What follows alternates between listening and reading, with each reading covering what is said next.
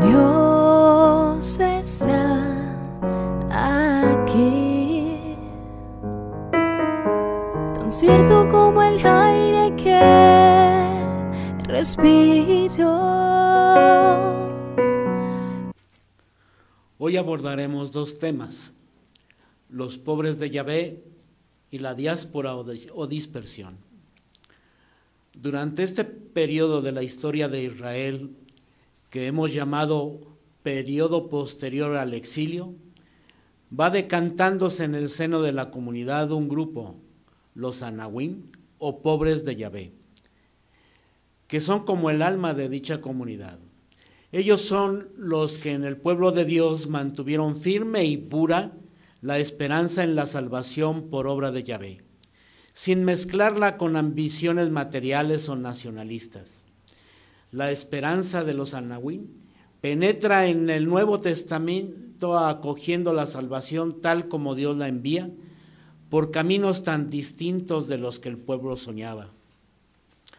El profeta Sofonías, hacia el 630 a.C., había sido el primero en utilizar el lenguaje de la pobreza en el sentido religioso.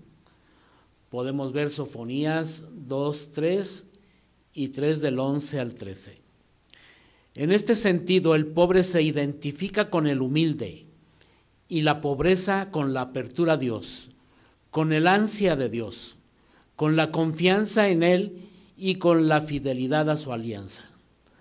También Jeremías había vivido esta actitud del pobre porque las persecuciones de que fue objeto con tanta crudeza le llevaron a la confianza y al abandono en Yahvé.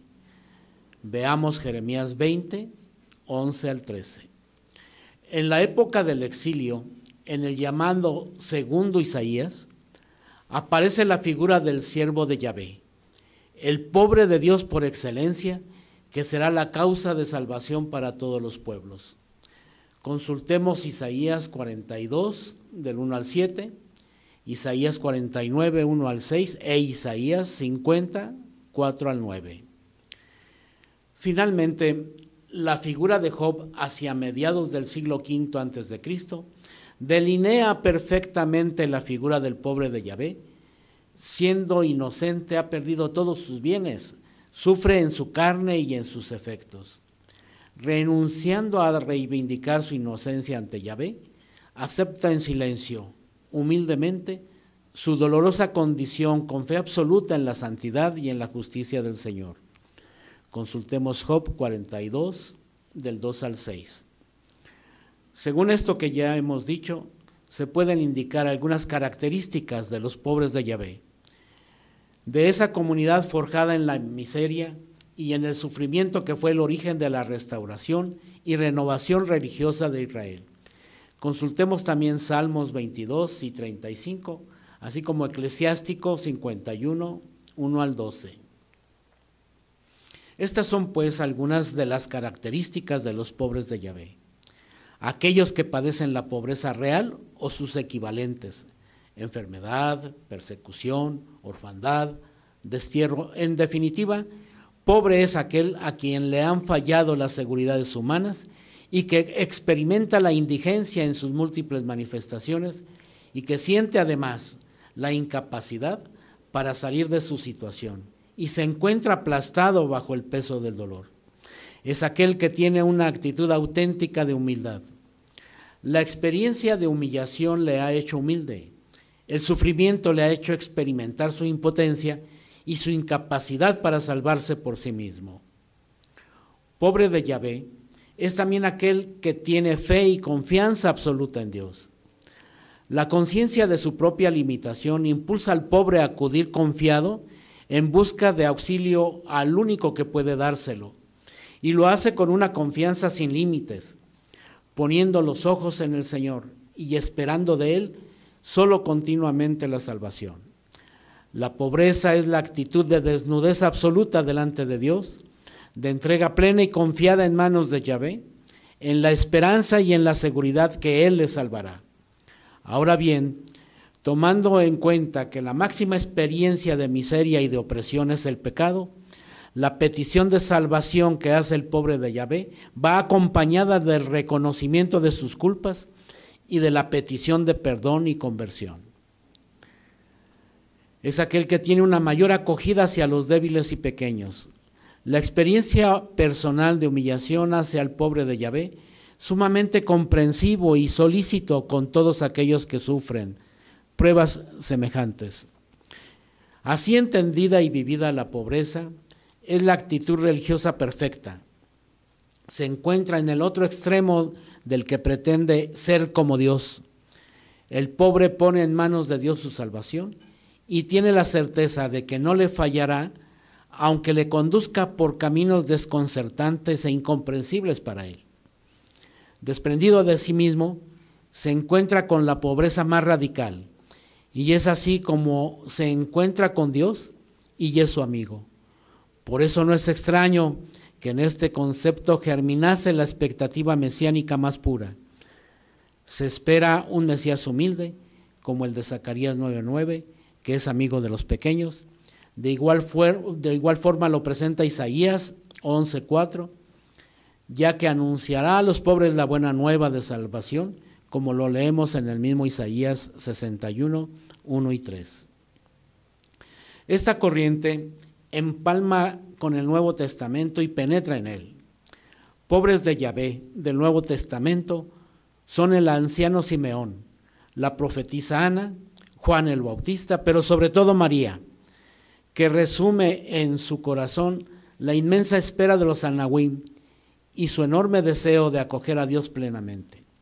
Ella recoge todos sus anhelos y aspiraciones y los manifiesta en el Magnificat, expresión perfecta del alma de los pobres de Yahvé.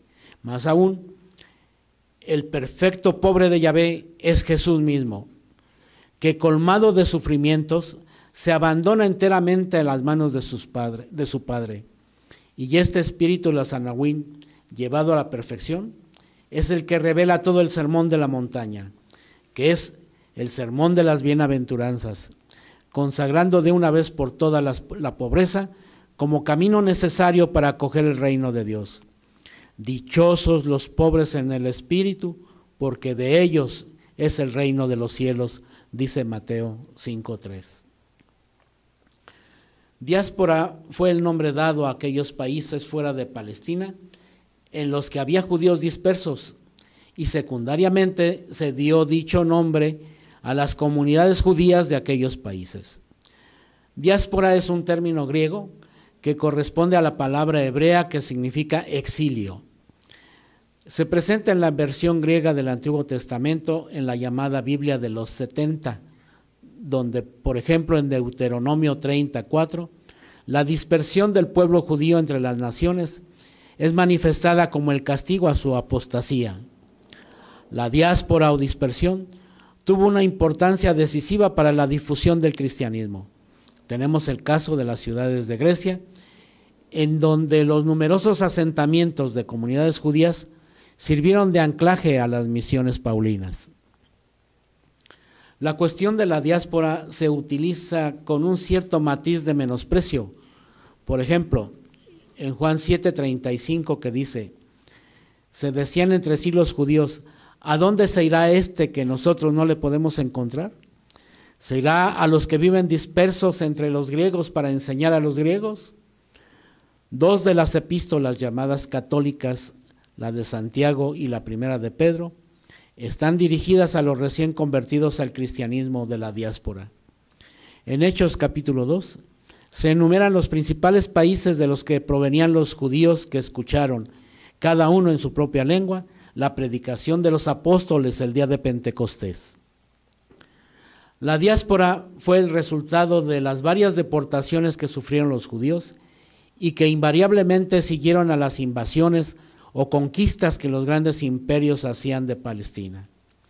La primera deportación tomó lugar tras la captura de Samaria por parte de los reyes asirios Salmanasar y Sargón, cuando una porción de las 10 tribus del reino del norte fue llevada a las regiones del Éufrates y a las ciudades de los medos en el 721 a.C. De esto nos habla la Segunda de Reyes 17:5 al 6 y 18:9 al 11. Más de un siglo después, en el 587 a.C., el reino de Judá fue exiliado a Mesopotamia, lo cual constituyó el destierro más significativo y doloroso para Israel. Cuando cerca de 50 años después, el rey persa Ciro permitió el retorno de los judíos a su país. Solo los pobres y los más fervientes, solo aquellos que tenían conciencia de la trascendencia de este regreso, sacaron provecho de ese permiso. Las familias judías que ya se habían acomodado económicamente permanecieron en Babilonia, formando el origen de una comunidad numerosa e influyente en aquella tierra. Un poco después del destierro del reino de Judea a Babilonia, un grupo de judíos que había sido dejado en Palestina emigró voluntariamente a Egipto.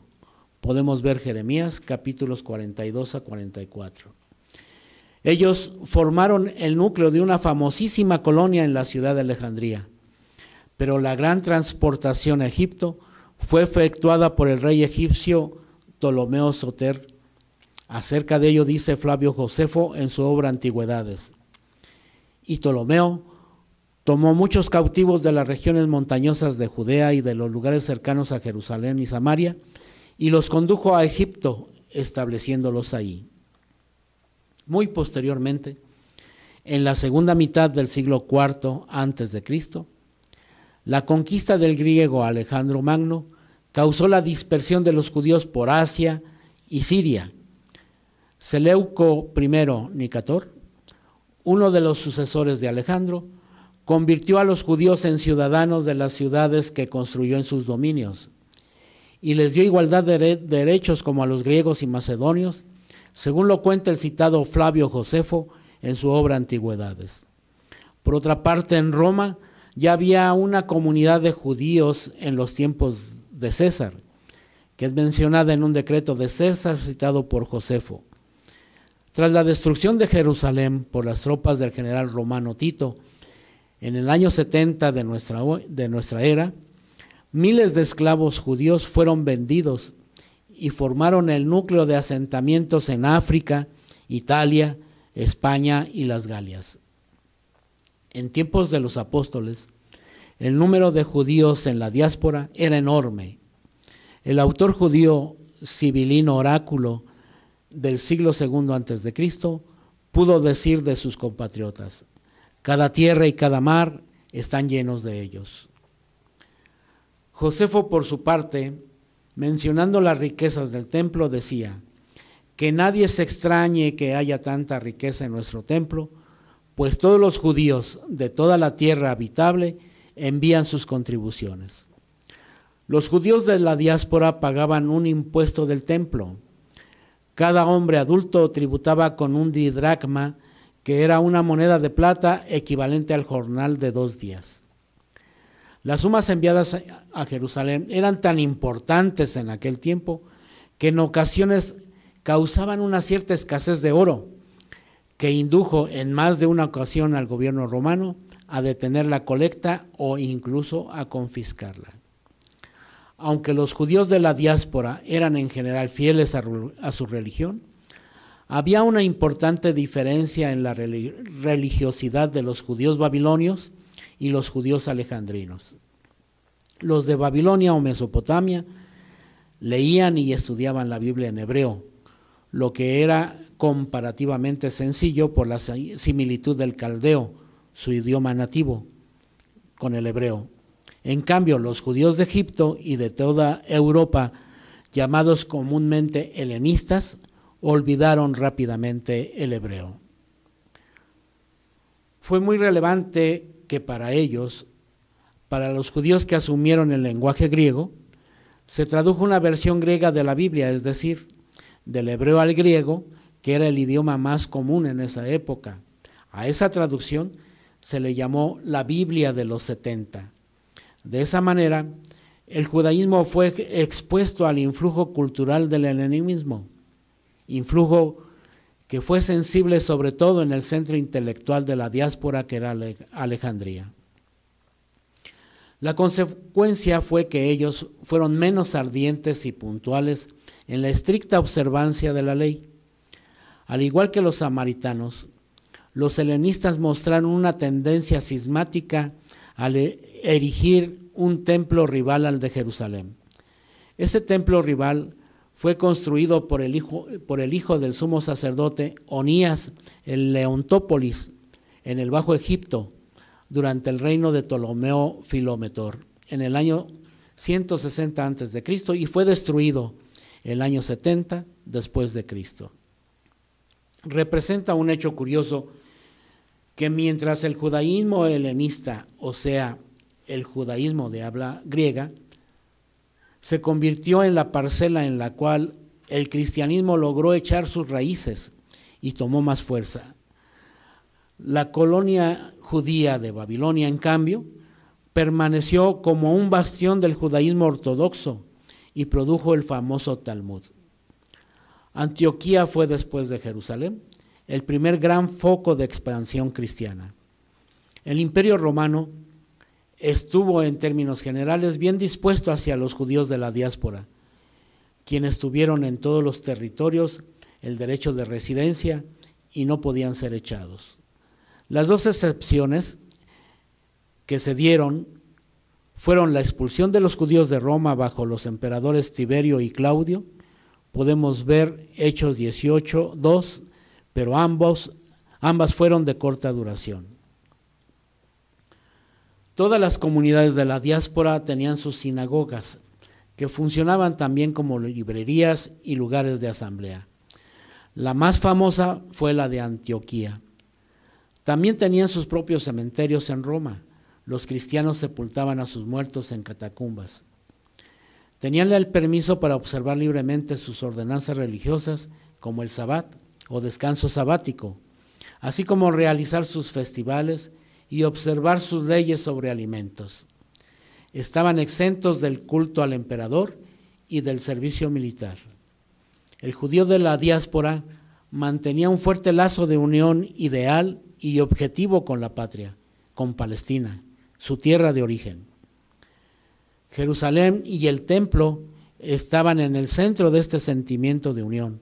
Por ello, cada año ofrecían un tributo financiero al templo y su más vivo deseo era peregrinar ahí por la fiesta de la Pascua.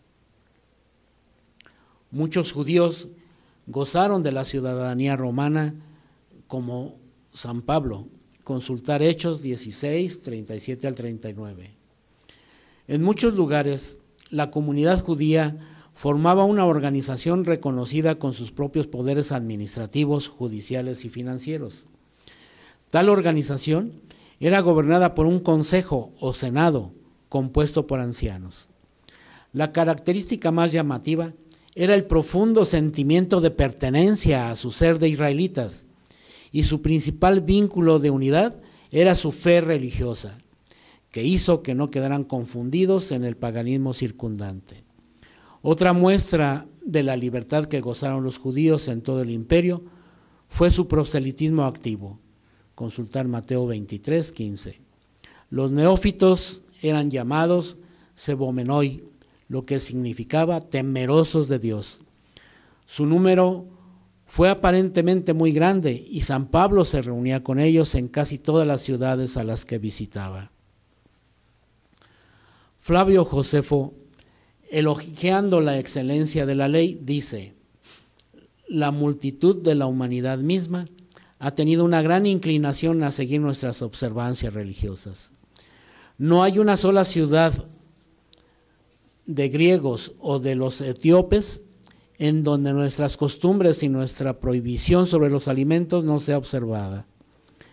Muchos de los conversos eran personas distinguidas, como el mayordomo de la reina Candace, consultemos Hechos 8, 26 al 27, o como Asiso, rey de Mesa, y Polemo, rey de Cilicia, que son mencionados por Flavio Josefo en su obra Antigüedades.